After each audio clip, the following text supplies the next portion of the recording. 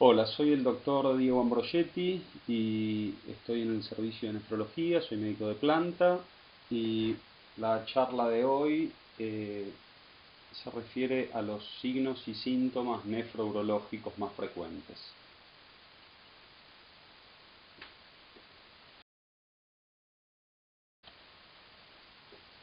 Al igual que con todos los pacientes, comenzamos con el interrogatorio, luego con el examen físico y por último con los métodos complementarios.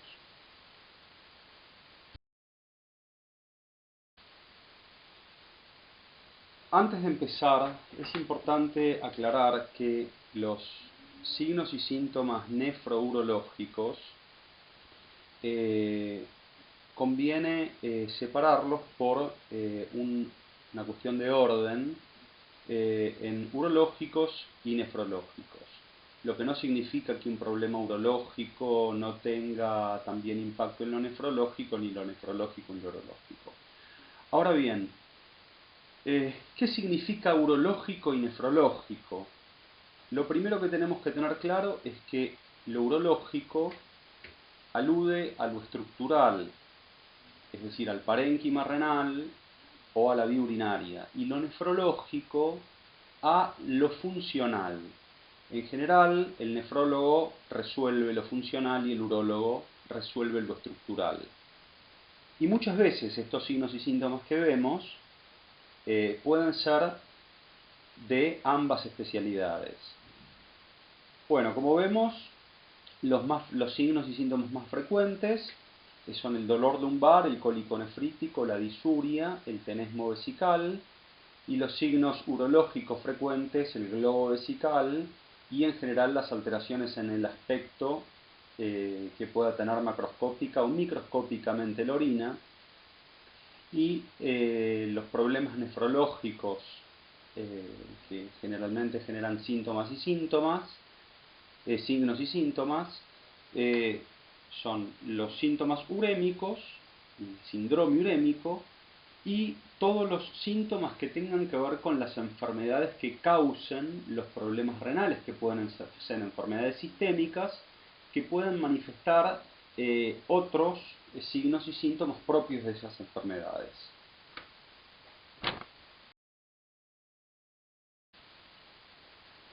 Bueno, cuando decimos dolor lumbar, en realidad hacemos referencia a la zona topográfica renal. Los riñones son órganos retroperitoneales que se encuentran alojados en las fosas lumbares, y por eso cuando hablamos de dolor renal hablamos de dolor lumbar.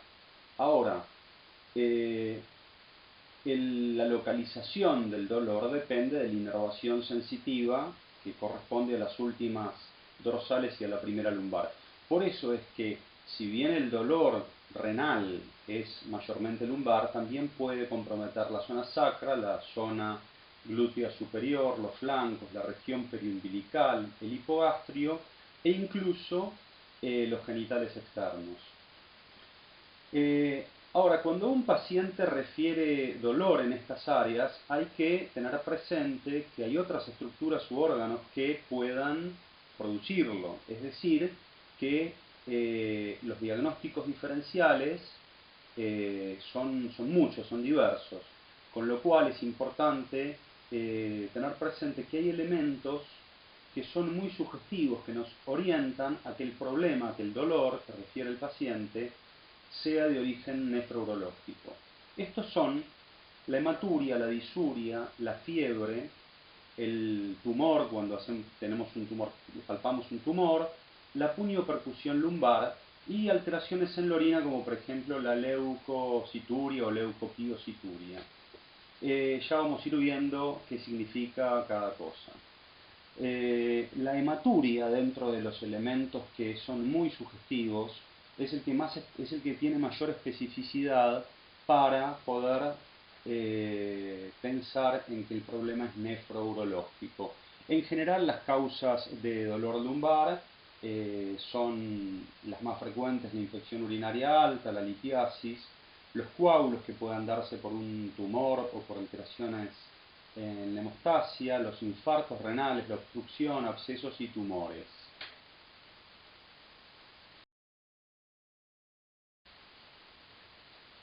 Bueno, acá vemos, por ejemplo, que hay en el examen físico para poder poner de manifiesto el dolor que pueda tener que ver con la inflamación ureteral, los puntos ureterales.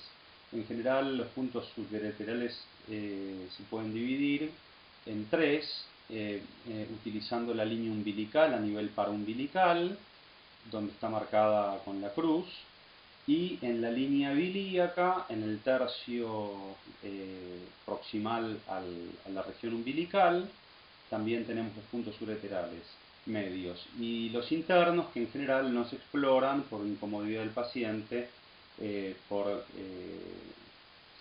estimulación vesical interna. En general esa maniobra no se utiliza.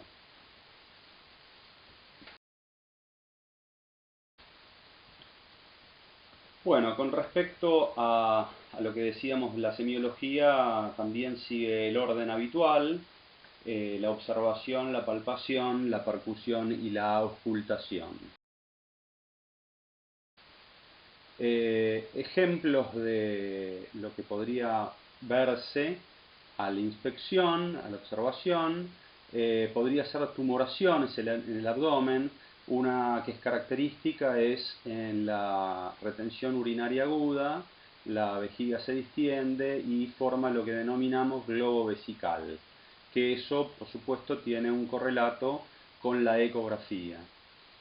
En el globo vesical, acá no lo muestro, hay una maniobra que es percutoria, y cuando percutimos el abdomen con la técnica habitual, notamos matidez de concavidad inferior.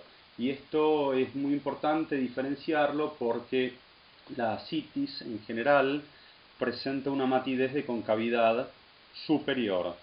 Por supuesto que los cambios de decúbito también desplazan la matidez en la ascitis, no así en el globo vesical.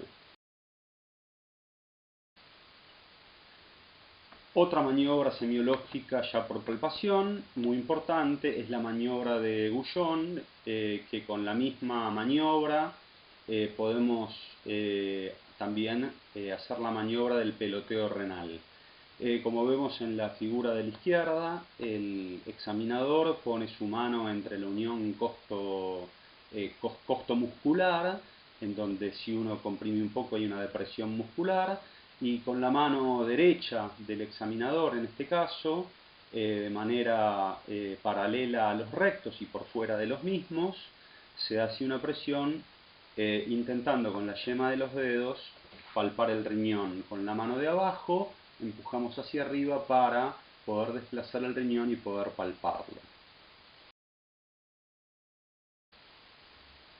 Esta maniobra es muy utilizada en general cuando sospechamos dolor, cuando el paciente presenta dolor lumbar agudo y se comienza dando golpes desde arriba hacia abajo, y la maniobra es positiva cuando el paciente percibe dolor y en general el paciente se mueve, salta de dolor, y esto es muy característico de la pielonefritis o un cólico renal.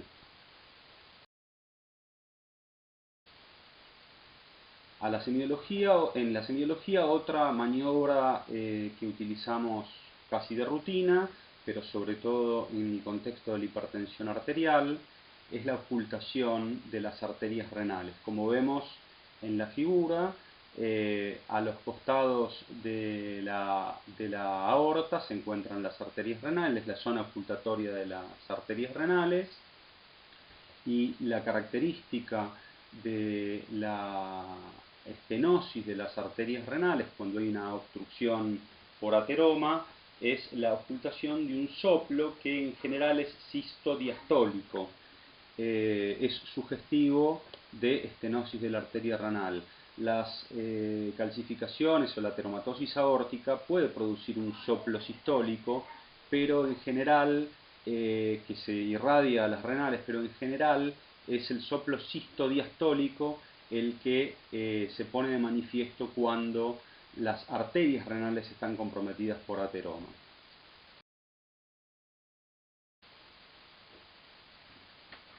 Bueno, otro aspecto importante tiene que ver con las alteraciones en el volumen, frecuencia, ritmo y aspecto de la orina. Definimos poliuria al aumento de la cantidad de orina, más de 3 litros, oliguria a menos de 500 mililitros, anuria a menos de 50 o la falta de emisión de orina.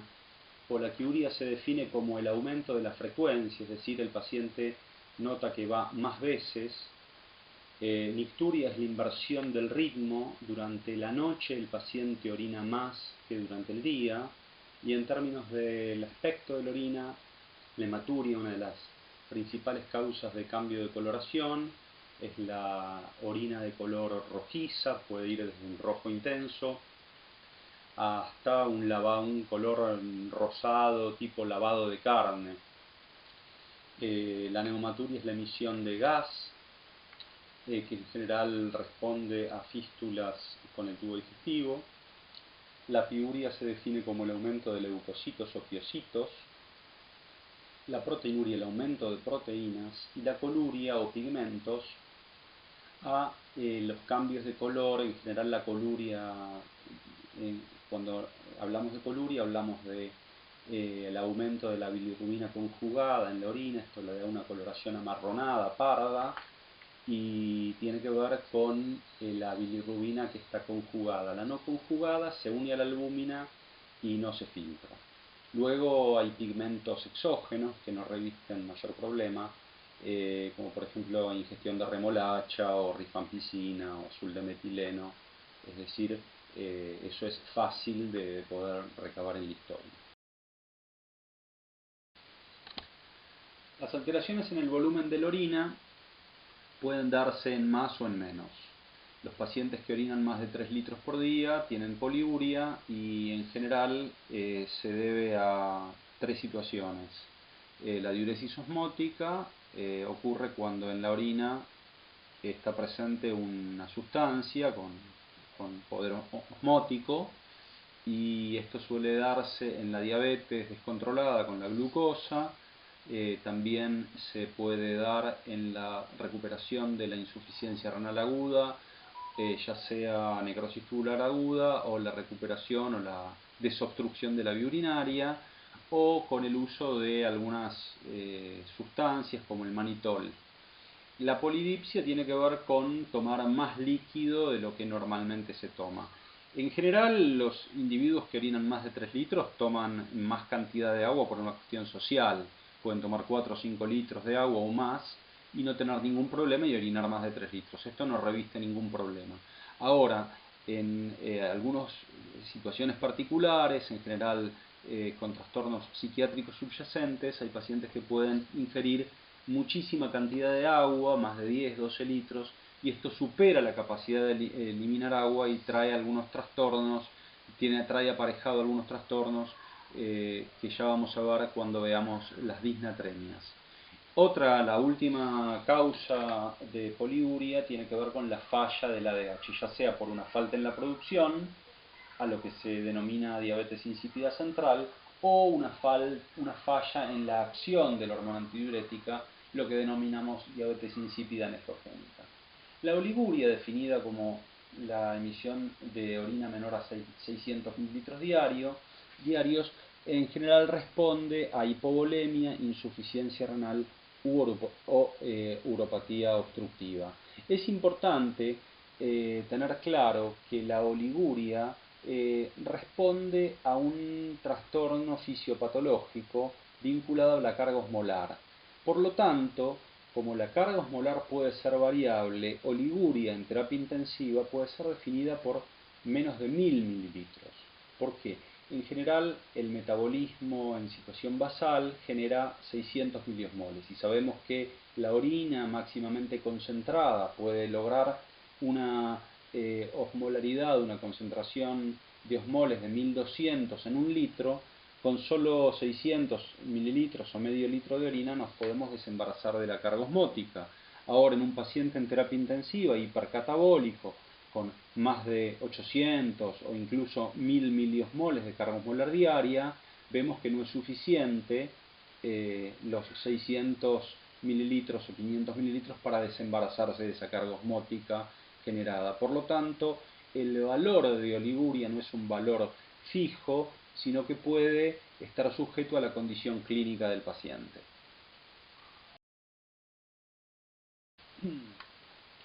Bueno, como habíamos visto en la diapositiva anterior, en la previa, vimos que también puede haber una alteración en el ritmo de la diuresis. La nicturia es la inversión del ritmo, como dijimos, y en general los pacientes que presentan mayor volumen nocturno urinario tienen insuficiencia renal crónica o estados edematosos, insuficiencia cardíaca, cirrosis, síndrome nefrótico. El decúbito en principio favorece el retorno venoso y además induce cambios neurohumorales que favorecen la eliminación de orina durante la noche.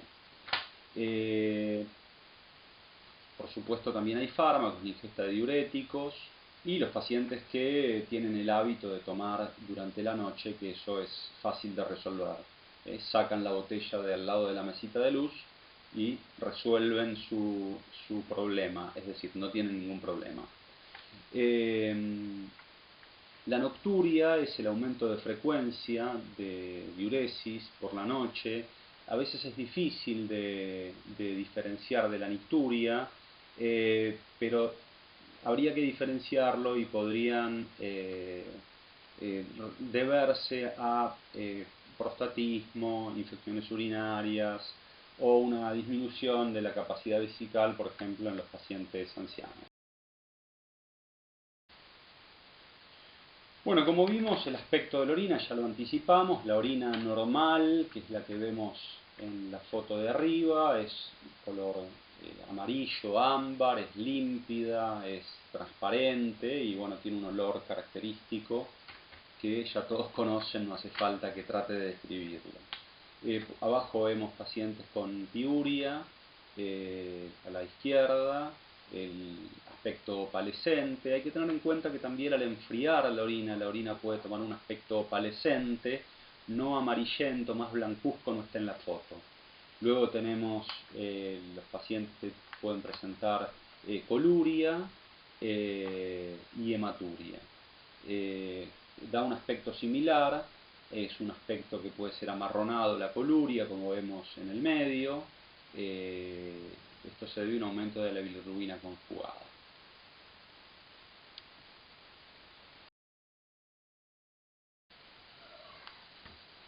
El análisis del sedimento de orina, u orina completa, que no es la orina de 24 horas, lo aclaro porque los pacientes siempre se confunden y cuando uno les pide orina completa hacen la orina de 24 horas y por eso hay que aclarar, hay que también educar al paciente. En el análisis de la orina completa tenemos el estudio microscópico y la tira reactiva. La tira reactiva mide todo lo que ustedes están viendo en la diapositiva. Y luego en el estudio microscópico vemos los elementos importantes, los glóbulos rojos, que además de definir el número por campo, se tiene que definir la morfología de los glóbulos rojos, los glóbulos blancos, y también es importante la presencia de cristales.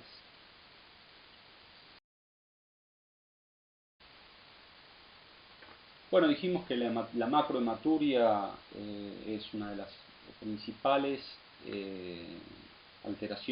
alteraciones en el aspecto de la orina, y esta es la clásica prueba de los tres vasos de Bouillon, en donde el paciente orina secuencialmente en tres vasos.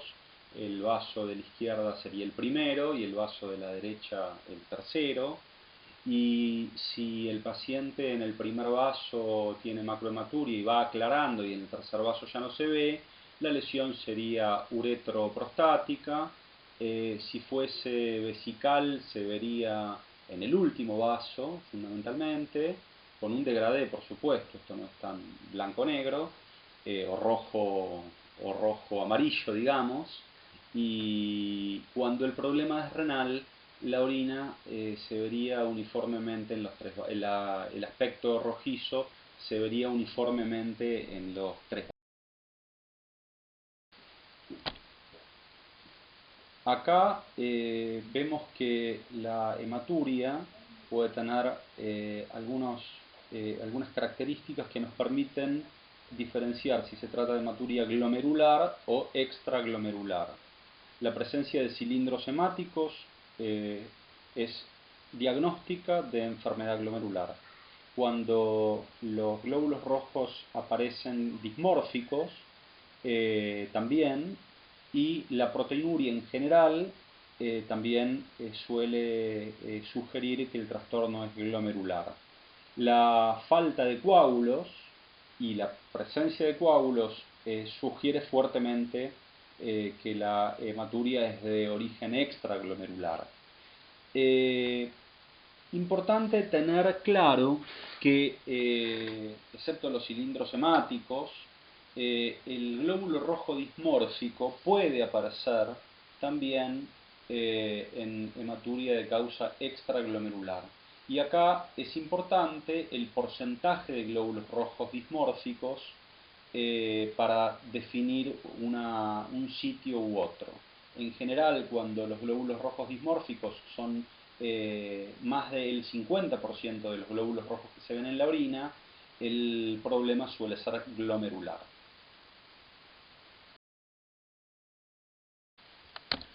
Acá vemos un resumen de todas las causas, desde el riñón hasta la uretra, de todas las causas de hematuria.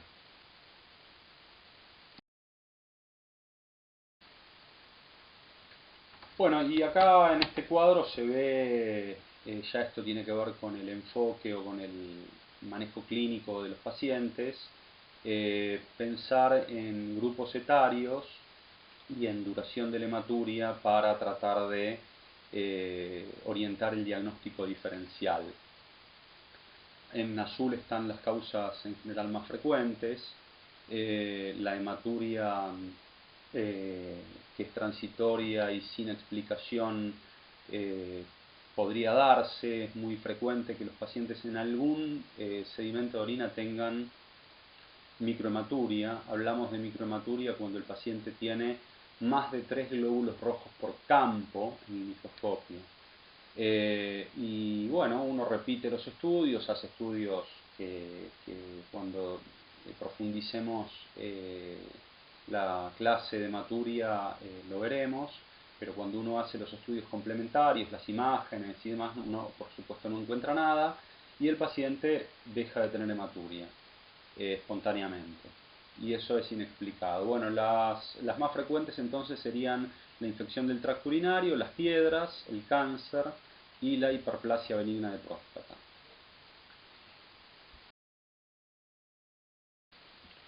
En este algoritmo vemos ya el manejo del paciente. Primero se excluyen las causas benignas, la menstruación, la actividad física intensa, la actividad sexual reciente, infecciones del tracto urinario.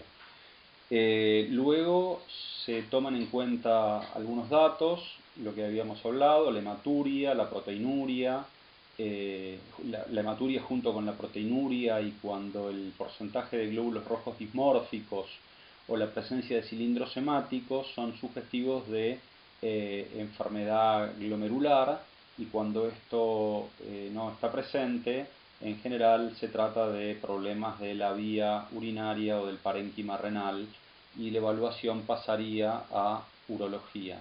Es importante tener presente que en general el estudio del paciente va en paralelo entre lo urológico y lo nefrológico. Y también se tiene en cuenta el paciente. No es lo mismo estudiar a un paciente con 70 años con factores de riesgo para cáncer, que están acá en la diapositiva, que de pronto una persona joven de 20 años que pueda tener una enfermedad glomerular. Cuando se excluye la posibilidad de que sea nefrológico o glomerular, el urólogo en general hace imágenes, estudios citológicos Y en función de los resultados, el paciente pasa, si son negativos los resultados, a un seguimiento y si son positivos se definirá en función del diagnóstico obtenido por las imágenes o la citología.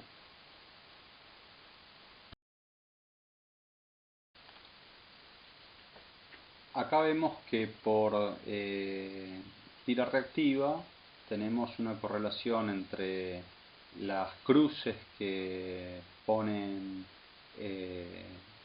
por el método y una aproximación a la cantidad de proteinuria, de albúmina. Dijimos que el dipsticks mide albúmina, la cantidad de albúmina medida. Acá tenemos las relaciones, una cruz entre 30 y 100, dos cruces entre 100 y 300 miligramos por decilitro, ¿no? Y tres cruces entre 300 y 1000 y cuatro cruces ya más de 1 gramo por decilitro. Notamos también que en el frasco hay espuma y esta espuma es una espuma que persiste luego de ser agitada la orina.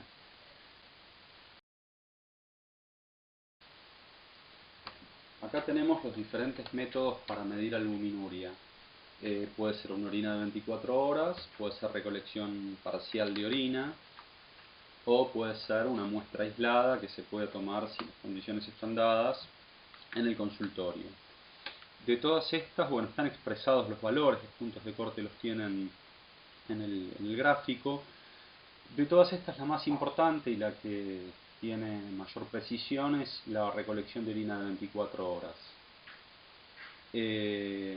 La albúmina, a diferencia de la proteinuria, es útil para los pacientes con nefropatía diabética. En general, para todos los pacientes nefrológicos o nefrourológicos, la proteinuria es suficiente para tomar decisiones y para el manejo de los pacientes.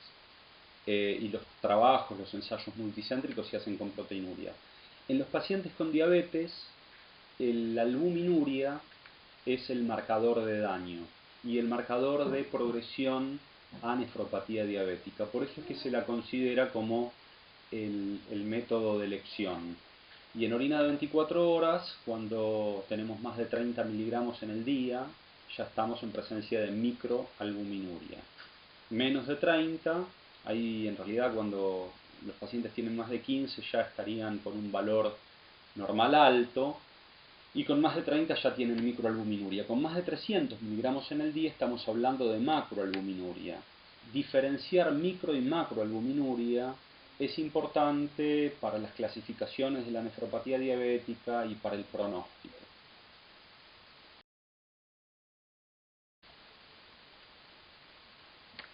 Bueno, acá se ve una correlación de los métodos para la evaluación de la proteinuria. Lo importante es tener presente que la recolección de orina de 24 horas es el gold standard.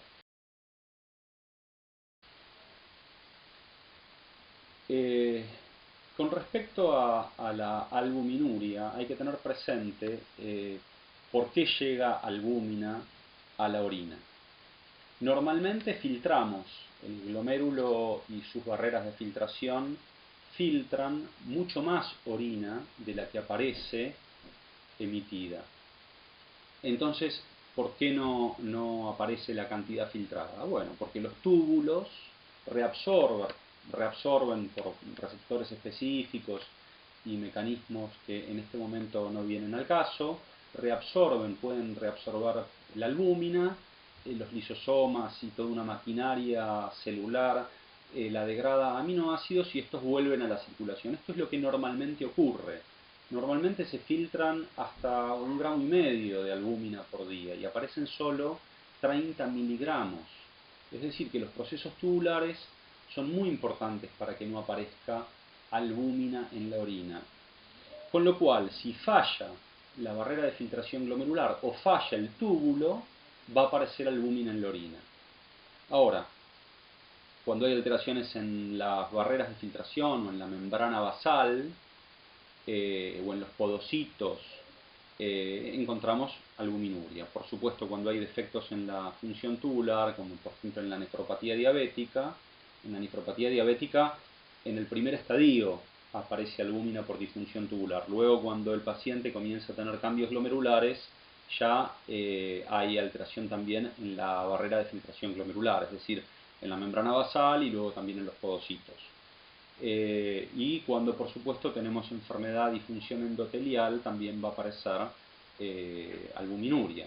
¿Por qué? Bueno, porque el endotelio, el podocito y la membrana basal son los tres elementos que conforman, hay más elementos, pero son los tres elementos centrales de la barrera de filtración: endotelio, membrana basal, podocitos.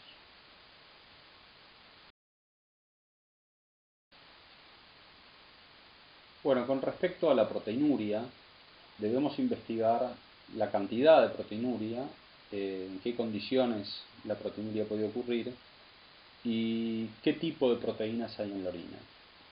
Bueno, para la cuantificación, como dijimos, para la albuminuria, para la cuantificación también el mejor método en términos de precisión y confiabilidad es la orina de 24 horas. También se puede usar la tira reactiva. La tira reactiva solo va a censar albúmina, no va a censar otras proteínas. Y esto ya vamos a ver más adelante, que tiene utilidad en los diagnósticos diferenciales, sobre todo en las discrasias de células plasmáticas, en donde la proteinuria es positiva y la tira reactiva es negativa. Después también tenemos la relación en una muestra aislada al azar de la proteinuria con la creatininuria, y de esta manera se puede estimar la proteinuria de 24 horas también. ¿En qué condiciones ocurre la proteinuria? Es también importante porque suelen no tomarse en cuenta la proteinuria que ocurre durante el ejercicio o la fiebre, o la situación de haber tomado la muestra luego de un periodo prolongado de pie, que se la denomina proteinuria por ortostatismo. Siempre es importante descartar estas situaciones y que el paciente realice la medición de la proteinuria no haciendo reposo. Yo recuerdo el caso de un paciente que me consultó con un síndrome nefrótico o proteinuria cercana al valor nefrótico para una biopsia renal, y hablando con el paciente me cuenta que ejercitaba para maratón, y cuando el paciente se hizo 2 o 3 proteinurias tomando los recaudos, su proteinuria era negativa. Y luego el tipo de proteínas. Esto no se suele hacer de rutina, no es fácil tampoco de discriminar, pero como habíamos comentado, la proteinuria puede tener que ver con una alteración en la membrana de filtración glomerular, y también puede tener que ver con problemas de falla en la reabsorción tubular. En general, cuando la proteinuria es de origen glomerular, hay más albúmina en proporción a otras proteínas, y esto se puede ver en un proteinograma electroforético. En la electroforesis de la orina uno puede ver qué tipo de proteína tiene en la orina el paciente y discriminarlo. Y en general la proteinuria de causa tubular es de menor cuantía, por lo general menor a 1 gramo por día. En general se acepta que la proteinuria mayor a 2 gramos diarios es de origen glomerular. Y por último, la proteinuria que podemos denominar por overflow es la que se relaciona a los trastornos clonales en las células plasmáticas, es decir, el mieloma o entidades afines, en donde se produce gran cantidad de inmunoglobulina o fragmentos de inmunoglobulina que se filtran y sobrepasan a toda esa maquinaria tubular de reabsorción, y aparecen grandes cantidades de proteínas que son inmunoglobulinas ya sea intactas o fragmentos, y que eso en un proteinograma electroforético y en un estudio de inmunofijación se puede definir la naturaleza de la proteína plasmática, de las células plasmáticas. Acá vemos que la proteinuria normal es en general menor a 150 miligramos día y está compuesta por albúmina proteínas de Trans-Phosphat secretadas por el asa de Henle e inmunoglobulinas. La proteinuria glomerular, como comentamos recién, es debida a un problema en la barrera de filtración. Está compuesta por el endotelio, por la membrana basal y por los podocitos y sus interacciones. En general se producen varios problemas simultáneamente en la membrana de filtración que son estructurales, de permeabilidad y de carga. Los problemas de carga eléctrica tienen que ver con las moléculas que se encuentran en la membrana basal, por ejemplo el heparansulfato, que son negativas y sirven para repeler a la mayor parte de las proteínas, fundamentalmente a la albúmina, que tiene carga negativa. Bueno, cuando hay alteraciones estructurales o de carga, se produce el pasaje de proteínas, el pasaje en mayor cantidad de lo normal de proteínas al espacio urinario.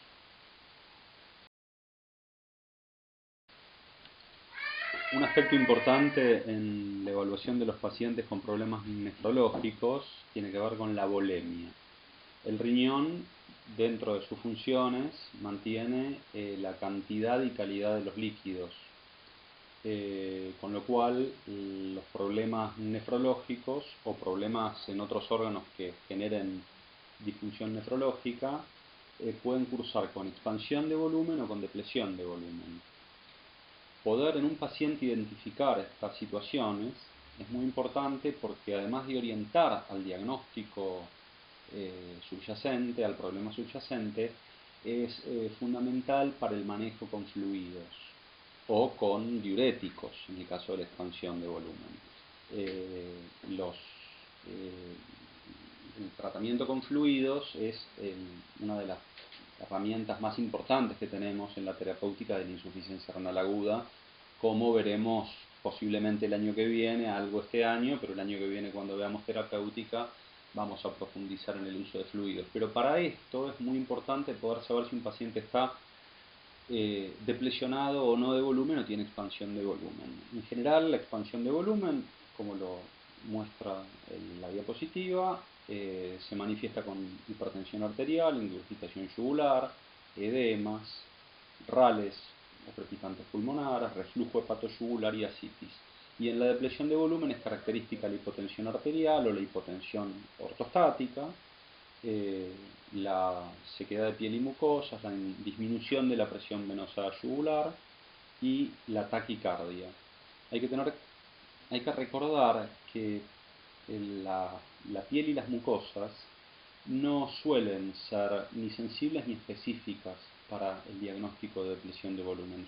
Y es muchísimo más importante tener en cuenta la hipotensión o en pacientes que de pronto puedan no tener hipotensión, la caída de 40 milímetros de mercurio de la presión habitual o la taquicardia.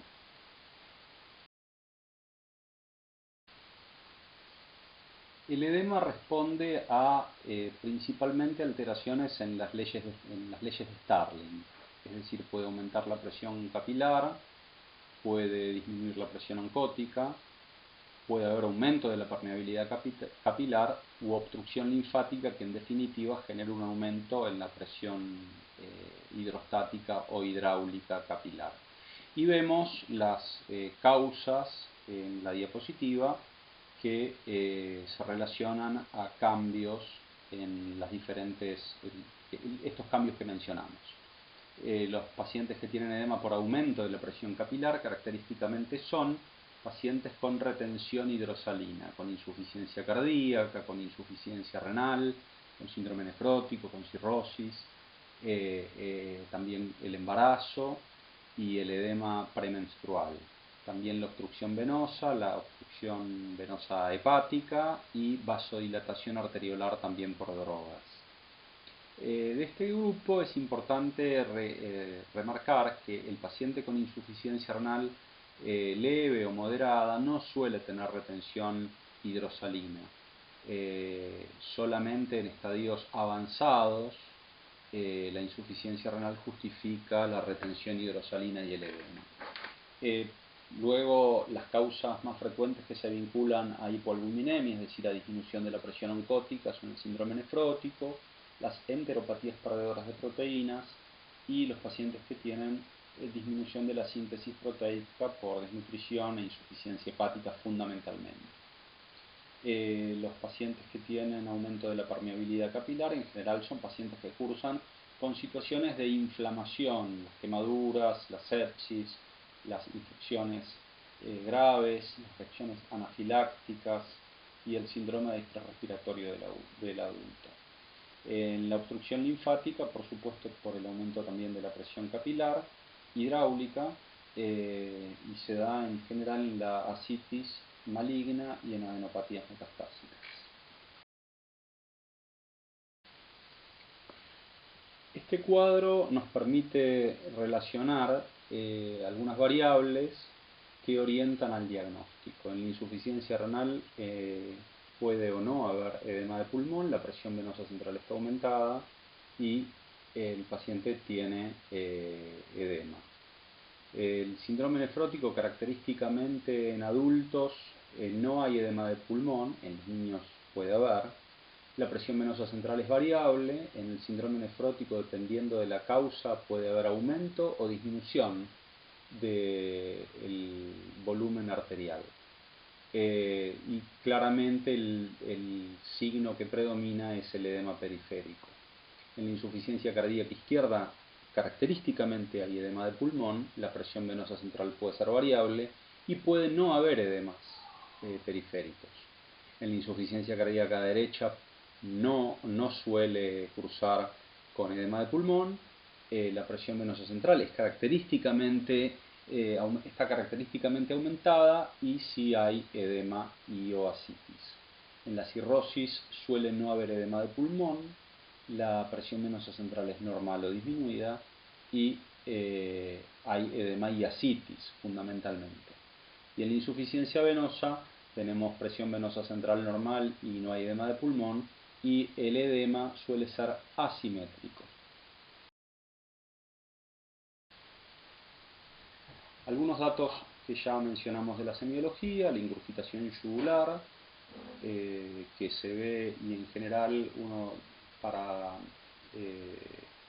informarla lo hace dividiendo a la yugular en tercios y si colapsa o no colapsa con la inspiración. Normalmente la yugular colapsa con la inspiración y cuando el paciente está con expansión de volumen en general no colapsa con la inspiración.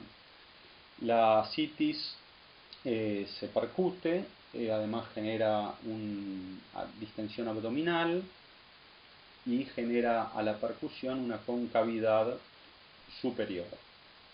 La presencia de edemas periféricos se pone de manifiesto con el signo de Godet, que se ve en el pie de la figura derecha inferior, que deja una depresión o fovea. El edema de los párpados es característico del síndrome nefrótico. Se puede ver en cualquier síndrome edematoso, pero es más característica del síndrome nefrótico.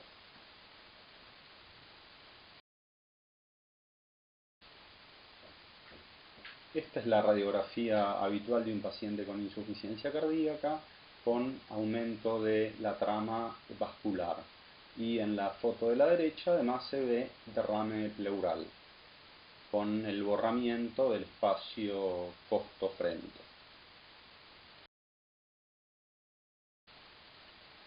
El linfedema, como dijimos, la obstrucción genera asimetría en el edema y es un edema que además no cambia con el decúbito y es un edema que no deja esa depresión o fovea, no deja Godet. Algunas de las maniobras y áreas a observar para evaluar la deshidratación. La frecuencia cardíaca, la sequedad de piel y mucosas, y hay también cambios posturales, como dijimos el ortostatismo, que es la disminución de 15 milímetros de mercurio al poner el paciente de pie y el aumento de la frecuencia cardíaca más de 30 latidos por minuto al poner el paciente de pie. Y luego también el signo de pliegue de la piel. Esto, la sequedad de piel y mucosas, y el signo del pliegue que se ve en las manos de la figura hacia la derecha, en los pacientes ancianos no tiene especificidad. En general, el paciente anciano tiene pliegue positivo y no está deshidratado. Veamos ahora algunas de las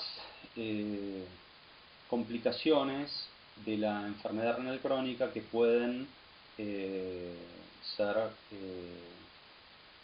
motivo de consulta frecuente en el consultorio de nefrología. Los pacientes con enfermedad renal crónica, acorde avanza el estadio, van teniendo en mayor medida las complicaciones de la enfermedad renal crónica. En general, cuando el paciente tiene un filtrado glomerular mayor a 60 mililitros minuto, un clearance mayor a 60 mililitros minuto, en general los pacientes no tienen complicaciones de enfermedad renal crónica y acorde va disminuyendo el filtrado, comienzan a aparecer progresivamente las complicaciones, como por ejemplo la hipertensión, la sobrecarga hídrica y la pericarditis. La pericarditis ya se da en estadios, y la sobrecarga hídrica, como dijimos, son manifestaciones de la enfermedad renal crónica avanzada, en general con menos de 15 mililitros de filtrado. Las complicaciones electrolíticas y del estado ácido-base características son la acidosis metabólica, que puede ser con un GAP normal o aumentado, y la hipercalemia. Las complicaciones hematológicas, la anemia por causas multifactoriales, pero fundamentalmente por una deficiencia en la síntesis de eritropoyetina. También los pacientes pueden tener disfunción plaquetaria y alteraciones en la respuesta inmunológica. Las alteraciones del metabolismo óseo mineral son características y en general tienen que ver con la alteración de la retención de fósforo, la alteración en la vitamina D, y generan una respuesta secundaria de la glándula paratiroides que genera el hiperparatiroidismo secundario, que es una de las manifestaciones, es una de las complicaciones más frecuentes de los pacientes con enfermedad renal crónica, y puede manifestarse con alteraciones en hueso, pero también con calcificaciones extraóseas. Las más importantes son las vasculares. El problema central, ya esto lo vamos a ver en profundidad cuando veamos la clase de complicaciones en el módulo de nefrología, lo más importante, lo que genera más morbilidad y mortalidad en los pacientes que tienen alteración ósea mineral por enfermedad renal, es la enfermedad vascular. Las complicaciones neurológicas más frecuentes son la encefalopatía urémica y la neuropatía periférica. El síndrome urémico es el conjunto de signos y síntomas que vemos en pacientes que tienen enfermedad renal aguda o crónica muy avanzada. Es un cuadro multisistémico que puede afectar, como vemos en la diapositiva, el músculo, puede dar osteodistrofia, puede dar debilidad muscular, se puede asociar a amiloidosis por retención de moléculas que normalmente se filtran y con la insuficiencia renal dejan de filtrarse y producen amiloide, como por ejemplo la beta-2 microglobulina, que es un elemento que normalmente se filtra y en la enfermedad renal se retiene. Generalmente está asociado a pacientes que están en diálisis muchos años. El síndrome urémico también se manifiesta a nivel hematológico, como mencionamos la anemia y la disfunción plaquetaria, a nivel electrolítico la hipercalemia, la acidosis metabólica, hiperfosfatemia, hipocalcemia e hiponatremia. A nivel neurológico los pacientes pueden cursar con encefalopatía, asterixis, flapping, neuropatía periférica o convulsiones, sería la manifestación más grave. A nivel cardiopulmonar con sobrecarga de volumen que se manifiesta con hipertensión arterial, insuficiencia cardíaca, y también pueden cursar con pericarditis y calcificaciones vasculares. En lo endocrino en general el síndrome urémico cursa con disfunción sexual, con disminución de la libido y alteraciones en la fertilidad. A nivel gastrointestinal, los pacientes pueden tener, en general, los pacientes con síndrome urémico están anoréxicos y por esto tienen problemas de desnutrición calórico-proteica. Cuando el síndrome urémico es más avanzado, comienzan las náuseas y los vómitos. Y a nivel dermatológico, un problema importante es el prurito.